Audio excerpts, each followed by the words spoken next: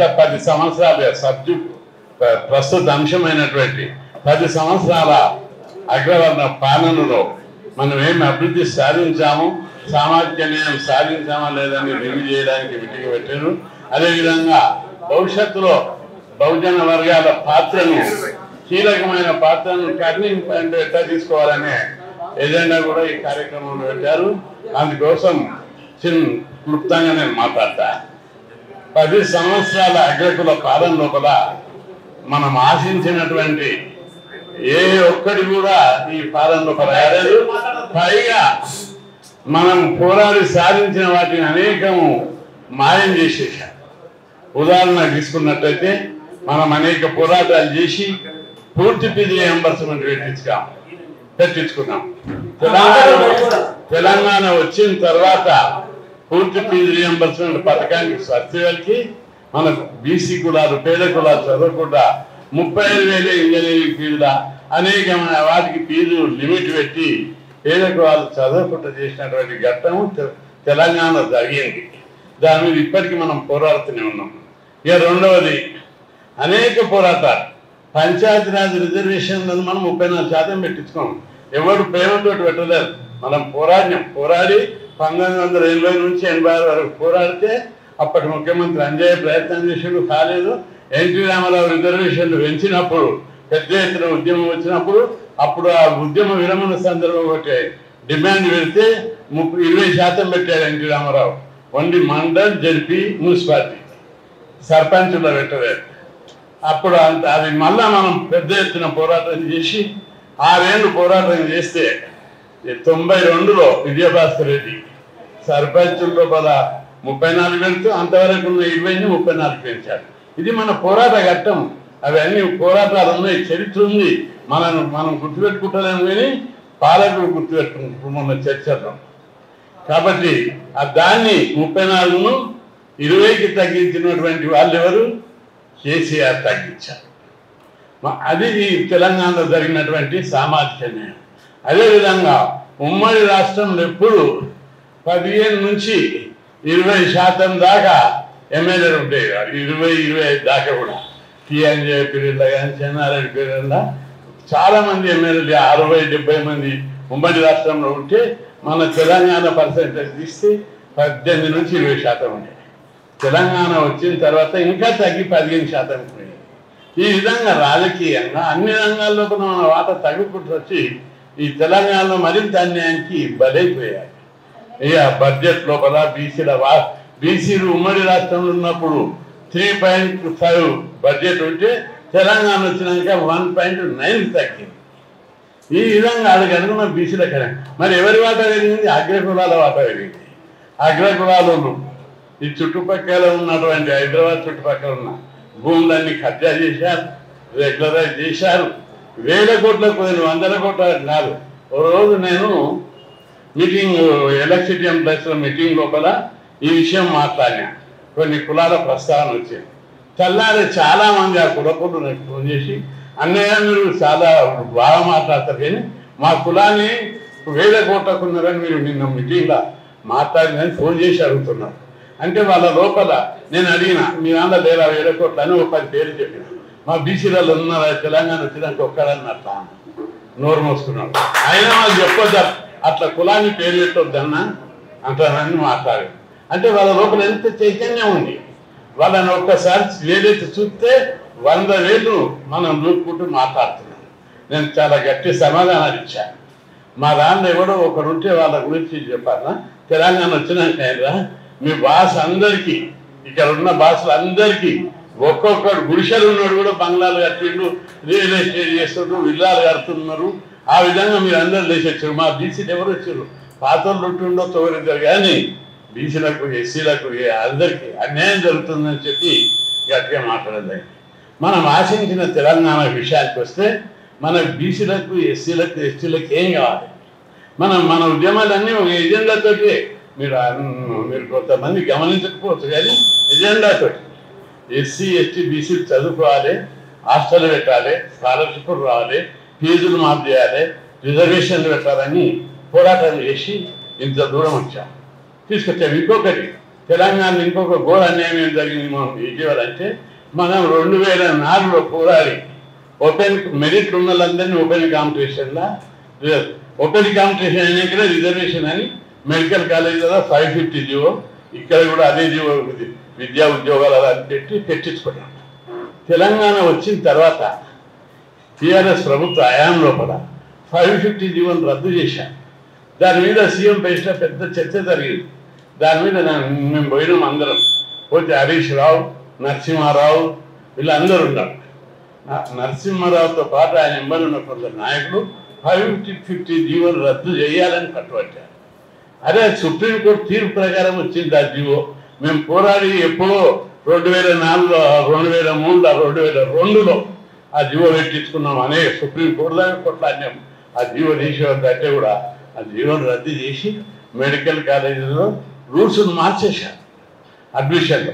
దానివల్ల ప్రతి సంవత్సరం 270 మంది ఎంబీబీఎస్ ఎస్సీ ఎస్టీ బీసీలకు దక్కకుండా పోయింది. ఇది తెలంగాణలో సాధించిన ప్రగతి. ఇట్లా ఒక్కొక్కరు చెప్పుకుంటూ పోతే 50 ఉంటాయి. ఇవన్నీ సైలెంట్గా బీసీ ఎస్సీల యొక్క హక్కులను నరుక్కుంటూ వస్తున్నారు. అవన్నీ చాలా ఫీల్డ్ ఉండి మనం చూస్తున్నాం కాబట్టి చాలా బాగా అనిపిస్తుంది, ఆవేశం అనిపిస్తుంది. ఈ విధంగా తెలంగాణ లోపల బీసీ ఎస్సీ ఎస్టీలకు అన్యాయం జరిగింది. అధికారం వాళ్ళ చేతులు ఉన్నన్ని రోజులు ఇంకా మన అందరినీ పిచ్చకొల్లని చేస్తారు కానీ పెట్రోళ్ళని చేయరనే విషయాన్ని మనం గమనించినాం. కాబట్టి జనార్దన్ ఏ ఆశయం అవుతుందో ఆయన రాజ్యాధికారం బహుజనులకు రావాలని పోరాడుతున్నటువంటి ఆ డిమాండ్ మీద తప్పనిసరిగా మనం ఒక భాగం సాధించాం. గ్రామ పంచాయతీలకు కూడా అధికారం అనేది వాళ్ళు ఇచ్చింది కాదు, మనం పోరాడి పెట్టించుకున్నాం. సుప్రీంకోర్టు దాకా కేసులు కొట్లాడినాం. అక్కడ సుప్రీంకోర్టు ఏం చెప్పింది? 50% సీలింగ్ అని చెప్పింది. మనం అగ్రకులాలకు 10% వెళ్తే సీలింగ్ ఉండొద్దు అని చెప్పింది అదే సుప్రీంకోర్టు. సుప్రీంకోర్టు తీర్పులు ఎట్టుంటున్నాయనేది కూడా మీరు గమనించాలి, భయపడాల్సిన అవసరం లేదు. కాబట్టి ఈ విషయాన్ని నేను పార్లమెంట్లో కూడా ప్రస్తావించిన 50% సీలింగ్ విషయం ఇప్పుడు తప్పనిసరి కొత్త ప్రభుత్వం లోపల చట్టసభల రిజర్వేషన్ల గురించి కానీ మిగతా అన్ని అంశాల విషయం లోపల తెగించి పోరాటం. మనం అందరం కూడా ఉద్యమం లోపల ఒక నూతన పంచ రావాల్సినటువంటి అవసరాన్ని మీరు అందరూ గుర్తుపెట్టుకోవాలి. నూతన పంచ ఎందుకంటే ట్రెడిషనల్గా కొట్లాడితే ఏది సాధువు కాదు. నేను చిన్న ఉన్నప్పుడు ఎలర్జీ జరుగుతున్నప్పుడు సంవత్సరానికి 10 హాస్టళ్ళు 15 హాస్టళ్ళు గవర్నమెంట్ ఇస్తుండే ఎస్సీ ఎస్టీ బీసీలకు. ఇట్లా కుదరది 1000 హాస్టళ్ళు పెట్టాలని కొట్లాడి జగ్గల్ వెంకటరావుకు చెన్నారెడ్డి పీరియడ్ లోపల చాలా రిప్రజెంటేషన్లు ధర్నాలు చేసాం అందరం. అప్పటి లీడర్లు అప్పుడు ఇంకా పీడిఎస్, రాడికల్స్, ఎస్ఎఫ్ఐ, ఏఎస్ఎఫ్ అన్ని జైలు ఉద్యమాలు చేసాం. దిగిరాలి చెన్నారెడ్డి ఇట్లయితే దిగిరాడు మన ఉద్యమ పంత మార్చాలని అనుకున్నాను అని యూనివర్సిటీలో మీటింగ్ పెట్టి హాస్టల్ తిరిగి వాళ్ళందరికీ ట్రైనింగ్ ఇచ్చినాం. మనం అందరం 2000 మంది రాళ్ళు జేబులలో పోసుకొని బ్యాగ్లలో పోసుకొని అసెంబ్లీ వాళ్ళ కొట్టాలని డిసైడ్ చేసి ట్రైనింగ్ ఇచ్చి మెరుపుదారి చేసి 2000 మంది లోపలికి అసెంబ్లీకి పోయినాం.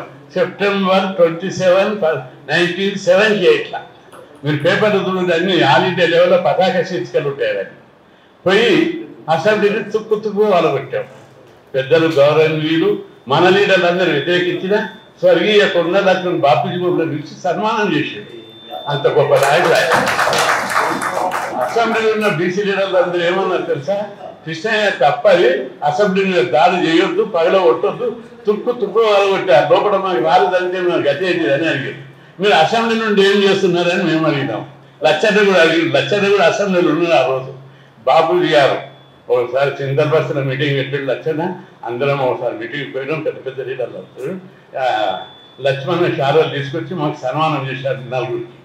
ఇందిరారెడ్డి కూడా ఉంటాడు అప్పుడు.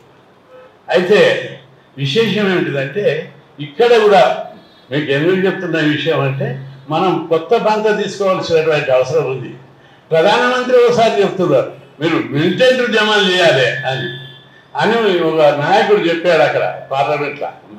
ప్రధానమంత్రి మాట్లాడని ఒక మంత్రి ఉన్నాడు, మీరు చట్టసభల రిజర్వేషన్లు పెట్టాలి, విద్యా హక్కును అంతటా చేయాలి, ప్రతి ఒక్కరికి స్కాలర్షిప్ ఫీజులు మాఫీ చేయాలి.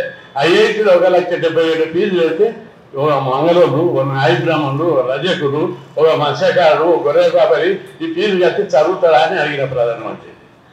అడిగితే నోరెత్తలే. బయటకు వచ్చి ఆ మంత్రి కేంద్ర మంత్రి అంటున్నాడు, మీరు హర్యానాలో జాబ్లు రిజర్వేషన్లు పెట్టాలని ఏం చేసిండ్రు? రోడ్డు దొవ్వి నీళ్లు ఢిల్లీకి బంద్ చేసిరా, మీరు గట్లా చేయండి అని. ఇప్పుడు మనందరికీ కూడా మీ అందరికీ నాకే 25 ఏళ్ళు ఉంటే గన్ను పడుతుంది, కానీ ఏది ఎక్కువైపోయింది గన్ను పట్టలేదు. కాబట్టి మనం ఉద్యమంలో కొత్త పాత్ర కావాలి. మనం ప్రజా జీవితాన్ని ఆటంకపరిస్తే తప్ప, అంటే ప్రభుత్వం గుర్తించాలనే విషయాన్ని ప్రజలు ఇబ్బంది పడతారని కూడా అనవచ్చు. పడతారు. మండల కమిషన్ ఉద్యమం అప్పుడు మనం 4 సార్లు రాష్ట్ర బంద్ ఇచ్చినాం. 1986 లోపల ఎన్టీ రామారావు రిజర్వేషన్ పెంచినప్పుడు 2 సార్లు రాష్ట్ర బంద్ ఇచ్చాం. 2007లో కేంద్ర ప్రభుత్వం సుప్రీంకోర్టు విద్యా సంస్థల రిజర్వేషన్లు కొట్టేసినప్పుడు కూడా స్టేట్ బంద్ ఇచ్చాం. మనం బంద్ ఇచ్చినప్పుడు రాష్ట్రం స్తంభించిపోయింది, పాలకు అందరూ దిగి వచ్చారు. కాబట్టి మనం ఎప్పుడు కూడా మన ఉద్యమాన్ని గట్టిగా చేస్తుంటే పార్టీలన్నీ దిగి వస్తాయి. నూతన పంతాల కొత్త పంతాలు దిగాలి, కొందరు తెగించి పోరాడాలి. యువకులను, విద్యావంతులను, మేధావులను, ఈ కొత్త తరాన్ని మొత్తం తయారు చేయాలి. సోషల్ మీడియా పెట్టుకొని సెల్ ఫోన్లలో చూసుకుంటే ఇవి తయారు గారు ప్రతి చోట కాలేజీలు తిరిగి, హాస్టల్ తిరిగి, విద్యార్థులకు స్పీచ్ ఇచ్చి, స్ఫూర్తినిచ్చి, మోటివేట్ చేసి వాళ్ళని ఉద్యమ పంతాన్ని తీసుకొస్తే తప్పనిసరి ఆశించిన లక్ష్యం నెరవేరుతుందని చెప్పి మీ అందరికీ నేను గుర్తు చేస్తూ, ఆ దిశలోనే మన ప్రయాణం పోతుంది. అయితే సరిపోతలేదు, ఇంకా చాలా మంది తయారు కావాల్సిన అవసరం ఉంది. ఒక సిటీ కాకుండా జిల్లాలలో, తాలూకాలలో అన్ని చోట్ల మన మూమెంట్ యూత్ దిగి, ఇప్పుడు ఈ మధ్య యూత్ అంతా సోషల్ మీడియా చూస్తుంటే చాలా మంది నాకు లీడర్స్ అంటారు, అన్న ఓ ఎమ్మెల్యేని అంటున్నాడు పోయినసారి ఎన్నికల్లో. బీసీ వాదం, బీసీ మూమెంట్ బాగా వచ్చింది, కానీ దారి తప్పుతుందన్న అన్నాడు. ఎందుకు దారి తప్పుతుందంటే వాళ్ళు ఒక పార్టీ కూడా ఉంటున్నారు బీసీలంతా. ఈ పార్టీ మీద కోపంతో ఆ పార్టీకి, ఆ పార్టీ పేరు మీద ఈ పార్టీకి పోతున్నారు. వీళ్ళకి రైట్ డైరెక్షన్ ఇచ్చి బీసీ వాళ్ళని నింపాలని ఓ ఎమ్మెల్యే ఫోన్ చేసి మాట్లాడి ఇంటికి కూడా వచ్చాడు. అందుకే బీసీలకు సరైనటువంటి మనం దిశ చూపెడితే, సిద్ధాంత ప్రతిపాదిక మీద వాళ్ళకు మనం ముందుకు తీసుకపోతే తప్పనిసరిగా బీసీ వాదం విషయాలు లీడ్ చేస్తున్న విషయాన్ని పెద్దలందరూ కూడా గుర్తుపెట్టుకోవాలి. దానికి మన వినోద్ గారు చెప్పినట్టు అనేక మంది దళిత లీడర్లు, మైనారిటీ లీడర్లు అనేక సందర్భాల్లో అన్న వినోద్ చెప్పిన ప్రొఫెసర్ వినోద్ గారు అట్లా దళిత సంఘాలు, ఎస్సీ సంఘాలు, మైనారిటీ సంఘాలు కూడా మెజార్టీ బీసీలు ఉన్నారు కాబట్టి బీసీలను మూట పెట్టి ముందుకు తీసుకుపోదామనే దానికి అందరు ఏకీభావంతో ఉన్నారు.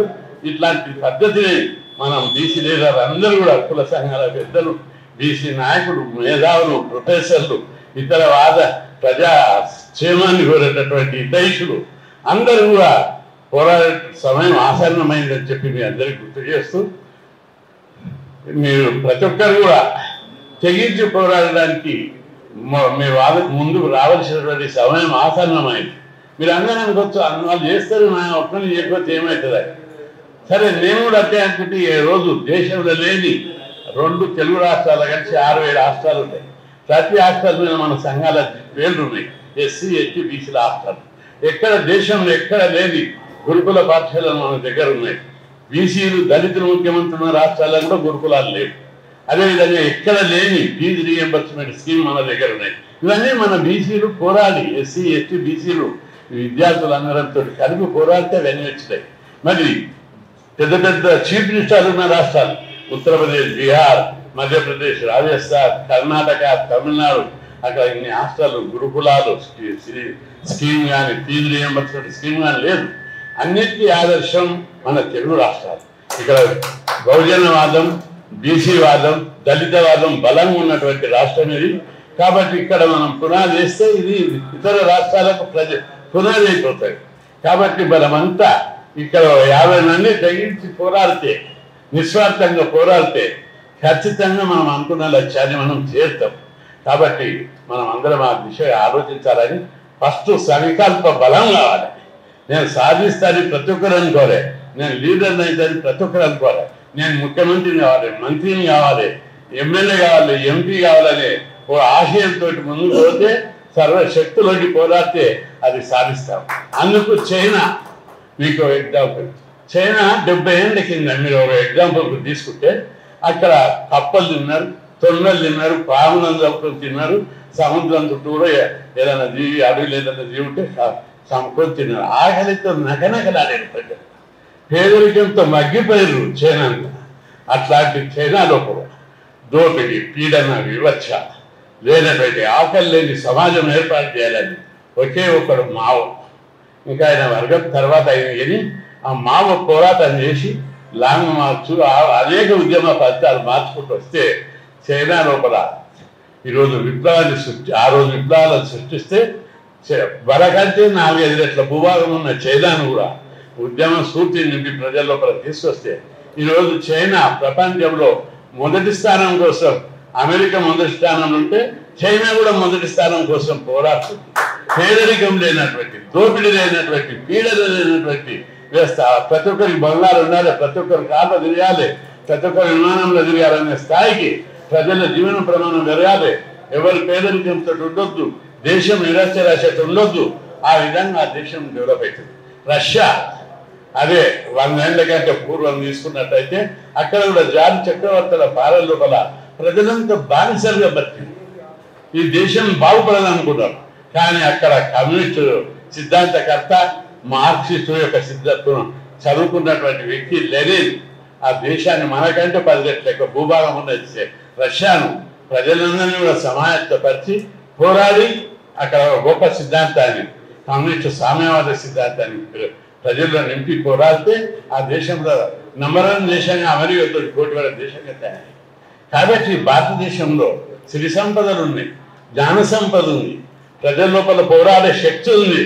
పిల్లలంతా పోయి సెల్ ఫోన్ల దిక్కు అటు ఇటు తిరుగుతున్నట్టు కాదు, వాళ్ళందరినీ రైట్ డైరెక్షన్లో మలిపి వాళ్ళందరినీ మనం ఉద్యమ స్ఫూర్తిని రగిల్చి అగ్నిజ్వాల మాలిస్తే మళ్ళీ అగ్నిగుండంగా తయారవుతారు వాళ్ళు. అందుకే మనం లీడర్లను తయారు చేయాలి, సంఘాల నిర్మాణం చేయాలి. మొత్తం మీరు అన్నట్టు పొలిటికల్ పార్టీ అనేది వస్తే అవన్నీ వస్తాయి అనుకుంటున్నారు. ఇవన్నీ గుణాలతోనే వస్తాయి. ఈరోజు ఆ స్టేజ్కి చేరింది గవర్నమెంట్. కాబట్టి దీన్ని నడిపించవలసినటువంటి బాధ్యత ప్రతి ఒక్కరు తీసుకోవాలి. మన రాజ్యం, మనం ఎమ్మెల్యేలు కావాల్సిన వాళ్ళు ఎమ్మెల్యేలు కాలేదు, మంత్రులు కావాల్సిన వాళ్ళు మంత్రులు కాలేదు, మేధావులు కావాల్సిన వాళ్ళందరూ ఇక్కడ బయటనే మనం అందరం ఉన్నాం. దీనికి లోపం మన లోపల ఉద్యమ పంతాన్ని మార్చకపోవడం. ఉద్యమ పంతాన్ని మార్చడం తప్పనిసరి. అంటే మేము అసెంబ్లీ వెలగొట్టాలి, పార్లమెంట్ అంటలేదు, మిలిటెంట్ ఉద్యమాలకు సిద్ధపడాలి, తెగించి పోరాడాలి. ఆ సిద్ధాంతాలకు రావాలని చెప్పి నేను అందరికీ కోరుకుంటూ, మరి భవిష్యత్తు లోపల మనం వేసే ప్రతి అడుగు రాజ్యాధికారం దిశగా ఉన్నది. నేను పార్లమెంట్లో మాట్లాడిన ప్రతి అవకాశం వచ్చిన ప్రతి సందర్భంలో చట్టసభల రిజర్వేషన్ల గురించి, బీసీలకు జరిగిన అన్యాయం గురించి మాట్లాడుతున్నా. కొన్ని పార్టీల్లో ఓపెన్గా పార్లమెంట్లో నా మీద దేశం ఏమని బీసీలకు రిజర్వేషన్ వద్దు ఎందుకని చెప్పి బీహార్లో ఒక పార్టీ నాయకుడు, మధ్యప్రదేశ్ నుంచి ఒక పార్టీ నాయకుడు ఓపెన్గా మాట్లాడుతున్నారు. వాళ్ళు పార్టీలు కూడా తెగించి పోరాడుతుంటే మనం అందరము ఇంకా వెళ్ళాడుతున్నాం జనాలు పట్టుకొని. టీవీలలో కనిపిస్తుంది ఏ పార్టీలు అయితే బీసీ, ఎస్సీ, ఎస్టీ రిజర్వేషన్ల కోసం మాట్లాడుతున్నారు. కాబట్టి మన ప్రజలందరినీ కూడా గుర్తెరిగేటట్టు మనం ప్రవర్తించవలసిన అవసరం. డైరెక్ట్గా చెప్పకుండా ఏ పార్టీ అయితే ప్రజలకు తెచ్చిపోయారు. రిజర్వేషన్లు ఎవరు తీసేస్తారు, రిజర్వేషన్లకు ఎవరు వ్యతిరేకము, మండల్ కమిషన్ అప్పుడు ఎవరు వ్యతిరేకించారు, ఇవన్నీ తెలుసు. దాని మీద మరింత చర్చ జరగాల్సినటువంటి అవసరం ఉంది. కాబట్టి సోదరులందరికీ మీ అందరికీ మన జాతి కోసం, మనం రాజ్యాధికారం కోసం ఉండాలనే ఆశయంతో ఒక నిస్వార్థమైన సిద్ధాంతం కోసం తపన ఉన్నటువంటి కమిట్మెంట్ ఉన్నటువంటి వాళ్ళందరం కూర్చున్నాం. ఇంకా మనలాంటి వాళ్ళని అనేక మందిని తయారు చేయవలసినటువంటి బాధ్యత. సైన్యం పెంచుకోవాలి. అల్లూరి సీతారామరాజు ఒకడే ఉండే, గోడ్స్కు చదువు రాదు, ఏం లేదు, 1000 మందిని తయారు చేసి నువ్వు మాట్లాడి స్పీచ్ ఇచ్చి బ్రిటిష్ వాళ్ళ అరాజకాలని చెప్పి, దోపిడీలని చెప్పి, అన్యాయాలని చెప్పి, దోసుకపోతున్న తీరుని చెప్పి. ఇప్పుడు కూడా మనకి ఇక్కడ పోలేదంటుంది. వాళ్ళందరూ 10 కోట్లు ఉన్నోడు 100 కోట్ల పోయాడు, 100 కోట్లోడు 1000 కోట్ల పోయాడు. విల్లాలు కడుతున్నారు, అపార్ట్మెంట్ కడుతున్నారు. ఒకటి ఎగ్జాంపుల్ చెప్తాను. నేను ముఖ్యమంత్రిని కూడా సవాల్ చేసిన, పేపర్లో వచ్చేదని. ఇక్కడ మన హెడ్ క్వార్టర్ హైదరాబాద్లో చెప్తాం 300 బీసీ కాలేజ్ హాస్టల్ ఉన్నాయి, 90 ఎస్సీ కాలేజ్ హాస్టల్ ఉన్నాయి, 40 ఎస్టీ కాలేజ్ హాస్టల్ ఉన్నాయి. ఇవన్నీ కలిపి ఒక్క సొంత బిల్డింగ్ లేదు. కానీ నేను కేసీఆర్లో రోజు నిలదీసిన స్కైవోల్ మాదాపూర్ కొండాపూర్ మాదాపూర్ కూకట్పల్లి నుంచి మేదిపట్నం దాకా ఫ్లైఓవర్ కట్టారు, అదేవిధంగా రింగ్ రోడ్డు కట్టారు. అవి ఏమిటికి ఉపయోగం అని చెప్పారు. మీ కాలువలకే కట్టారా, ఇంకోటి వాకింగ్ ట్రాకులు కట్టారు, పెద్ద పెద్ద బంగ్లాలు కట్టారు. ఇవన్నీ కట్టారు, ఇవి ఏమిటికి ఉపయోగపడ్డాయి. మా ఎస్సీ ఎస్టీ బీసీలకు ఇన్ని హాస్టళ్ళు కాలేజీలో వాళ్ళు ఎవరు దొరుకుతుంది? ఇంజనీరింగ్, మెడిసిన్, ఫార్మసీ, పెద్ద పెద్ద మంచి చదువులు చదివేటోళ్ళు ఉంటారట. వాళ్ళకు ఒక హాస్టల్ కట్టారు. మీరు కేంద్ర ప్రభుత్వం దగ్గర గ్రాంట్ మురిగిపోతుంది, మీకు మనసు రావడం లేదు, సిగ్గుందా మీ పిల్లలకి ఇచ్చగానా అని అడిగిన. ఒకటి అంబర్పేట నింపగట్టే హాస్టల్ ఉంది, పెద్ద హాస్టల్. దాన్ని కూలగొట్టి కాలేజీ హాస్టల్ కట్టాలంటే 20 కోట్లు కావాలి. నేను 20 కోట్లు లేవని ఎస్సీ సప్లాన్లో కావాల్సినంత పనులు ఉన్నాయి, ఎందుకు కట్టలేరు? దాన్ని కొత్త హాస్టల్ ఎందుకు కట్టలేరు? ఈ హాస్టల్లో చదివే పిల్లలకు ఇంజనీరింగ్ చదివిన ఫార్మసీ చదివిన అన్ని కోర్సులు చదివేటోళ్ళు వీళ్ళు చదివితే గొప్ప సంపద దేశాన్ని. వాళ్ళు అనేక ఇన్నోవేటివ్ ఐడియాస్, అనేక సిద్ధాంతాలు కనిపెడతారు.